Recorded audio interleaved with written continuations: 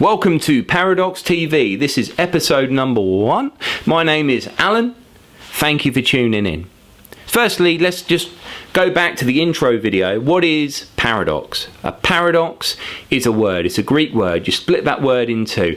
Para meaning beyond. Could mean opinion as well, but we're using it as beyond. And dox meaning belief. So actually what it means is beyond belief TV. Paradox.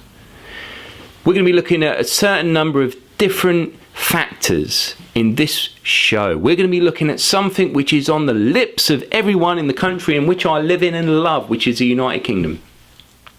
And that is this, in the words of Shakespeare: Europe, to be or not to be? And that is the question. The point being that we have a decision to make on the 23rd of June. Do we believe that we want to be part of a European Union, or do we believe that we're better off not part of a European Union? So I want to give you just a little bit of a story, let's go back in time. So if we go back before we went into the common market in 1973, what did England look like then, or what did the United Kingdom look like then?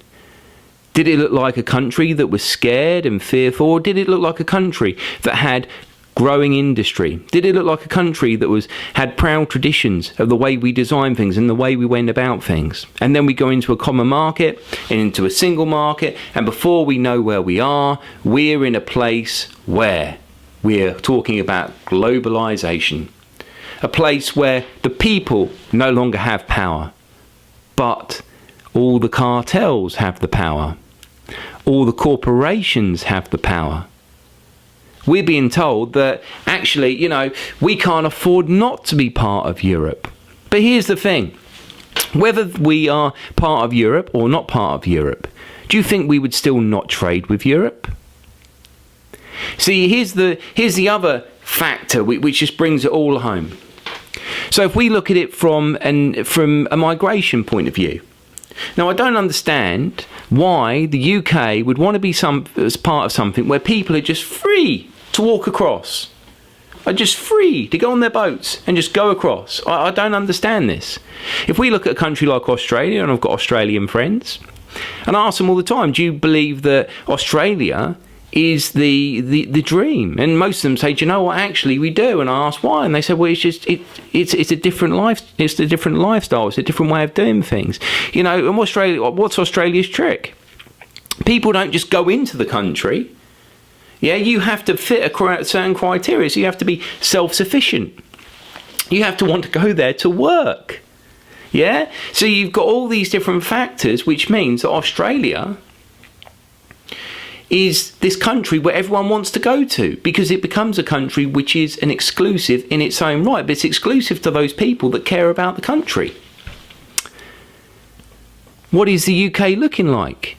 I want to tell you, we fought 2 world wars, not me personally, and I have the utmost respect for those people that fought in those 2 world wars. And if those guys, those veterans, were allowed to speak and asked what they think of the country that all that blood was spilled for, that we could have our rights and equality and freedoms and other things, what would they say about it? Would they be happy and clapping their hands? Or would they be turning their graves and saying, well, what was the point of it all?